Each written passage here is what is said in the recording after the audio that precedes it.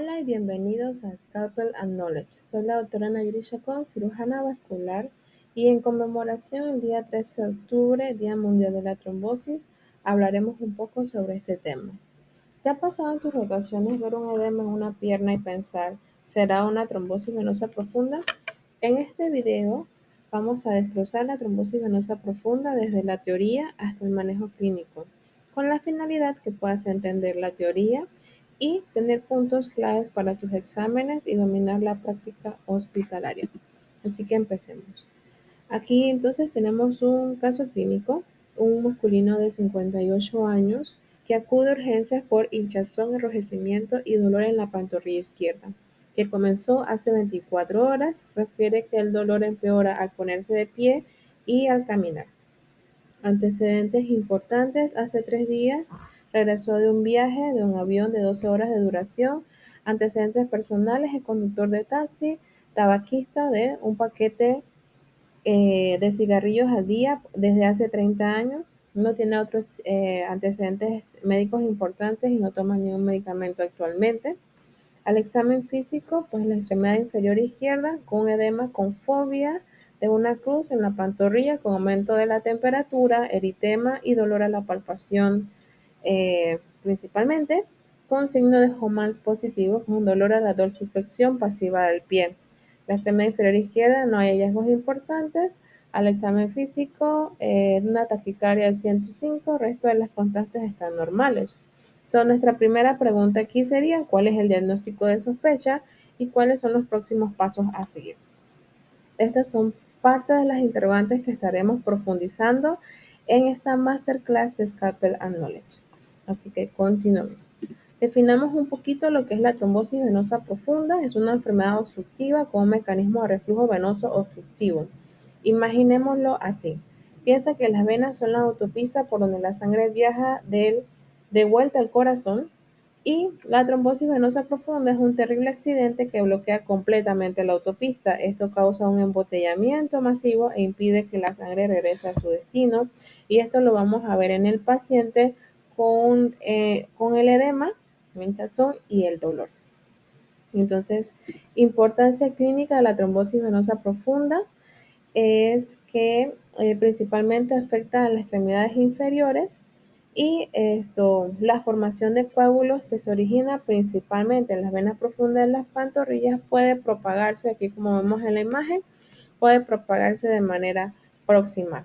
La tasa de afectación depende de la localización anatómica. Un 40% se da principalmente en las venas distales, como podemos aquí ver, infrapopliteas. A nivel popliteo se puede tener un 16%, a nivel de la femoral y la femoral común un 20% respectivamente, y a nivel de las venas ilíacas un 4%. Entonces, el impacto en la salud pública es debido a que es la tercera causa más común de muerte cardiovascular, y esto se debe a su complicación más temida, que es el tromboembolismo pulmonar. De ahí la importancia del manejo oportuno. Un diagnóstico en tratamiento temprano evitan estas complicaciones y reducen la morbilidad de la misma, ¿no? Hablando un poquito de la epidemiología, principalmente en Panamá en cifras, con una población aproximadamente de 4.5 millones, se proyecta que al menos 3.600 pacientes pueden desarrollar trombosis venosa profunda de manera anual. Extrapolando los datos de Estados Unidos, se estima que unas 900 personas de estas podrán desarrollar la complicación más grave, que es la embolia pulmonar. Con respecto a quiénes afectan más o cuál sería el perfil de riesgo, los pacientes mayores de 40 años, no hay un género de diferencia, o sea, no hay diferencia entre si le da más a hombres o a mujeres. La etnia más afectada es la afroamericana y la caucásica en comparación con los hispanos y asiáticos, y los pacientes hospitalizados pues son los que tienden a tener estas complicaciones, como los pacientes por cáncer, insuficiencia cardíaca, enfermedad pulmonar obstructiva crónica y pacientes postoperatorios. Esto significa pues que en nuestras rotaciones hospitalarias es casi seguro que nos encontremos con un paciente que desarrolla una trombosis venosa profunda, y de ahí la importancia de establecer bien estos conocimientos. Hablando un poquito sobre la fisiopatología, hablamos sobre la triada de Virchow. De manera un poco más concisa explicarla, La trombosis pues se basa en estos tres puntos, como son la lesión endotelial, la éstasis y la hipercoagulabilidad. Hablando de cada uno, en la éstasis o lentitud de flujo es cuando la sangre se estanca, la sangre fluye un poco más lento, tiende a estancarse como especie de un agua en un charco, y ejemplos clínicos de esto serían la inmovilidad prolongada, viajes largos en avión, reposos en camas postquirúrgicas, pacientes con yesos, la insuficiencia cardíaca, cuando el corazón no tiene la suficiente fuerza para bombear la sangre, y la compresión venosa externa, ya sea por una tumoración, inclusive también por aneurismas. En el caso de la hipercoagulabilidad, cuando la sangre se vuelve mucho más viscosa, es mucho más espesa y tiende a coagularse con mayor facilidad. Ejemplos clínicos serían pacientes que están deshidratados, hay mayor concentración de la sangre, cáncer, las células tumorales liberan sustancias procoagulantes, tabaquismo, factores genéticos como el factor 5 de Leiden. Lesión o daño endotelial, cuando hay un daño en la pared o, por así decirlo, en la tubería, eh, el cuerpo reacciona formando un coágulo para parchar la herida, y esto puede crecer demasiado en pacientes con traumatismo, ya sea por golpes, fracturas, cirugías, catéteres venosos centrales o pacientes con aterosclerosis que tengan un proceso inflamatorio. Entonces, entendiendo un poquito los factores de riesgo, como ya los habíamos explicado, importante, antes de continuar, hablarles un poquito de dónde inicia el coágulo. Se forma principalmente en zonas de bajo flujo, especialmente en los senos venosos soleales, que son unas venitas que se encuentran dentro de los músculos de la pantorrilla. Y por así decirlo, es como la suciedad que se acumula en las esquinas de la habitación donde no llega bien la escoba. No es necesario que se den las tres condiciones a la vez, con que se dé una de ellas esté presente o se combinen dos de forma moderada, el riesgo de que se forme una trombosis venosa profunda se dispara. Por eso es importante evaluar los factores de riesgo de cada paciente eh, en este punto. Entonces, como ya les mencioné, no es necesario que estén las tres, con que una de estas aparezca puede desarrollar trombosis venosa profunda. Vamos a clasificarla de acuerdo a la triada de Virchow para tener una clasificación práctica.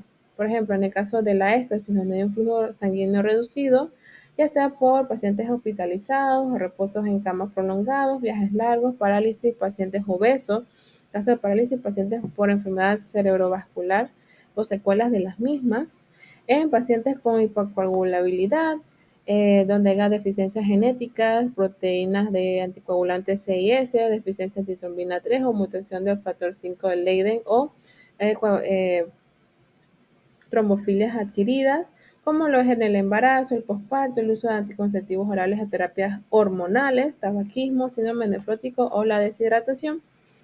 Y también está la lesión endotelial, en donde se presentan casos de cirugías mayores, principalmente en las ortopédicas, ya sea por cadera o rodilla, traumatismos, fracturas, lesiones musculares graves, catéteres venosos centrales, cirugías previas o historia de trombosis venosa profunda. Eso es importante saber en la historia clínica. La clasificación de clínica por duración es importante para decidir el tratamiento. Los factores transitorios, pues estos desaparecen. Un paciente que estuvo en un viaje largo, hospitalizaciones, estuvo encamado. Normalmente, pues estos pacientes, como se sabe que la causa fue algo que es transitorio porque ya el paciente regresa a su vida normal, pues la duración del tratamiento va a ser corta, de 3 meses. Si son factores persistentes, como en los casos de cáncer, trombofilias, enfermedades autoinmunes, pues esto va a depender de la enfermedad y por lo general son anticoagulaciones a largo plazo o de por vida. Y las idiopáticas o donde se desconoce la causa, pues normalmente estudiar al paciente y va a depender de riesgo de recurrencia de la misma, ¿no? Como les mencioné, la trombosis venosa profunda es una enfermedad en el 50% de los casos asintomático y los signos y síntomas suelen ser bastante inespecíficos. Entonces, reconociendo los tres puntos o triada clásica, pero es bastante inconsistente el dolor. En un 50% de los pacientes van a presentar dolor, hay enrojecimiento y un 70% de los pacientes acuden al cuarto de urgencia por la hinchazón y que este hinchazón o este edema no disminuye estando en casa. al contrario, empeora.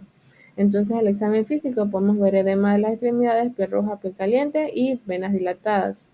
Importante, hay presentaciones severas de la trombosis venosa profunda cuando hay obstrucciones altas, como la fibromialgia cerebral dolens, caracterizada por una hinchazón masiva, cianosis y dolor que requiere una intervención quirúrgica urgente. Una vez el paciente llega al cuarto de urgencias, pues se debe hacer un enfoque diagnóstico. Iniciamos con el índice de Wells. Este es un índice que nos va a dar eh, una guía según los criterios que mencioné aquí, si hay cáncer activo, parálisis, reposo, edema, presencia de venas superficiales, dolor a la presión localizada, tumefacción, aumento de perímetro, antecedentes de trombosis venosa profunda y diagnósticos alternativos.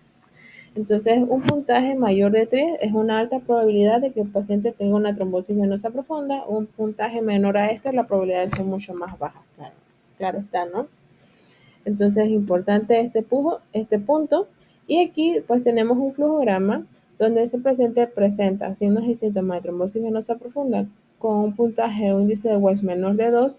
Se puede realizar un dímero D para descartar que salga negativo y que no estemos frente a un paciente con trombosis, y al ser negativo, excluye totalmente a el diagnóstico de trombosis venosa profunda. En comparación a con un paciente presente un alto riesgo de puntuación mayor de 2, debe ser llevado a realizarse un estudio Doppler y de dar positivo, pues iniciar tratamiento. El tratamiento va a depender de, de la clasificación en el cuadro donde se presenta el paciente. Si es agudo, subagudo, algo crónico, y también cuál es la causa de la trombosis venosa profunda. Todos los pacientes con trombosis venosa profunda hay que estudiarlo y conocer cuáles son las causas. Hay poblaciones especiales y consideraciones como el embarazo, la insuficiencia renal, los cánceres y historias de sangrados previos. Importante la prevención en la medicina, un 43% de estos pacientes va a presentar un síndrome postrombótico, un 25% un riesgo de recurrencia y un 6% en la mortalidad temprana. Y esto se da principalmente en los casos de embolia pulmonar. El enfoque de estos pacientes es interprofesional, ya sea médicos, farmacéuticos, personal de enfermería y fisioterapeutas van a verse envueltos en esto y van a buscar una colaboración fluida entre estos profesionales para mejorar el cuadro del paciente a través de la prevención, el diagnóstico, el tratamiento y seguimiento a largo plazo. Este flujograma, que me gustó mucho, habla un poquito de cómo sería el manejo eh, desde atención primaria, cuarta urgencias y la derivación al vascular periférico. Importante en la atención primaria, tener la sospecha y comunicarse entonces con o a través del flujograma y descartando cuáles son las probabilidades de que el paciente presente un síndrome eh, una trombosis venosa profunda versus otros diagnósticos.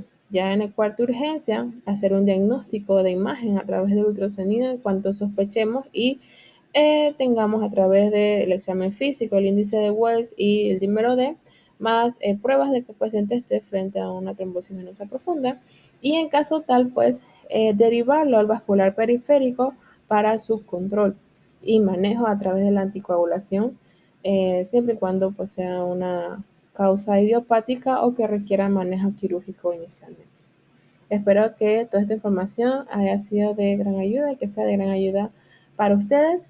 Y recuerden suscribirse y activar la campanita para no perderse nuestros próximos videos donde hablaremos más temas sobre cirugía vascular periférica. Y para los colegas en Panamá, si necesitan una evaluación en cirugía vascular periférica, dejo mis contactos y mis números en la descripción. Recuerden que el conocimiento salva vidas. Solo otra Nayuri Chacón para Scalpel and Knowledge. Hasta la próxima.